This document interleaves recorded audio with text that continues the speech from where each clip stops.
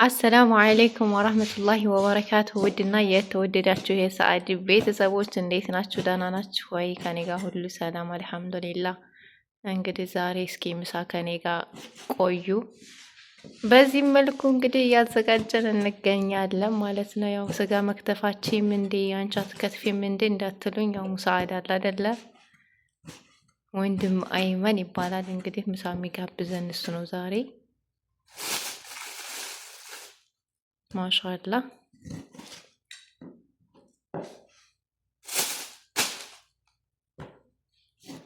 ቀስ ብላ ሸፍ አይመን ወላ ወንድም አይመን ሸፍ አይመን የተመሰከረለት ማሻአላ።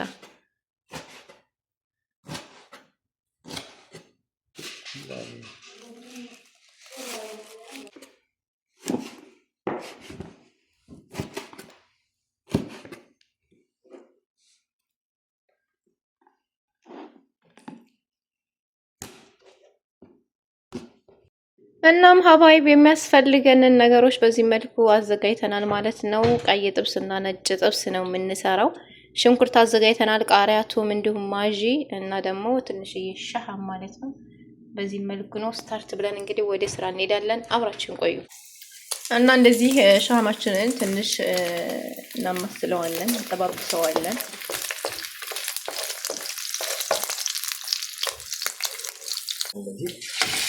ስጋው ይገባል። ስጋው ከገባ በኋላ ስጋው በደንብ እሳት እኩል እንዲበስል እናማስለዋለን ማለት ነው። እዚህ ጋር በደንብ መዋሃድ አለበት፣ ምክንያቱም ሙቀቱ ስጋውን እኩል ማግኘት አለበት። ካለበለዚያ ስጋችን ይገነትራል እና ደግሞ ውሃው እስከሚመጥ ምንም አይነት የሚገባበት ነገር የለም፣ ምክንያቱም እንዳይገነትር ማለት ነው ስጋው።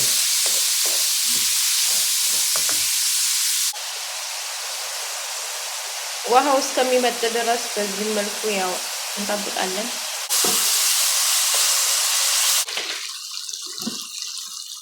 ማጅና እርድ ያው አድርገንበታል። ቅመማን ቅመም ማለት ነው። ትንሽ እናደርጋለን። እንደዚህ ተከታተለ በኋላ እንደባልቃለን ማለት ነው።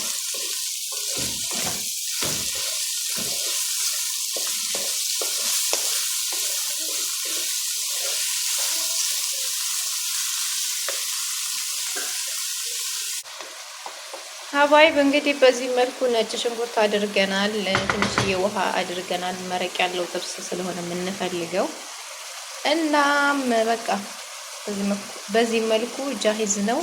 ቃሪያ እናደርግበታለን መጨረሻ ላይ። ከዚያም በኋላ እንጀራ ቅርበን መብላት ይሆናል ማለት ነው። ሀባይብ ይሄ ደግሞ ቀይ ጥብስ ነው የምንሰራው ማለት ነው። በዚህ መልኩ እየሰራን እንገኛለን። ታሽ ስጋ አለን በሚጥሚጣ እና በበርበሬ አድርገን አስተናል በቅመማት ነው። ከዛ እንደዚህ እናስገባለን ማለት ነው።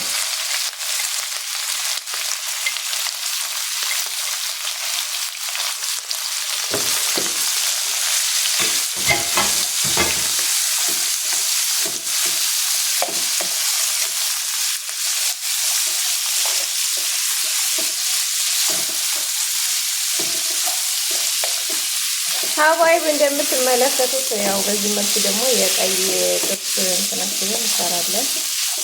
ይሄው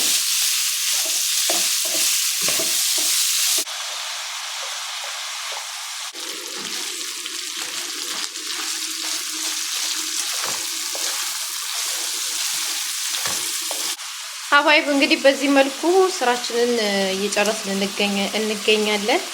መጨረሻ ላይ ስንበላ እንገናኝ። አህሪቡ ተፈضሉ ብለናል።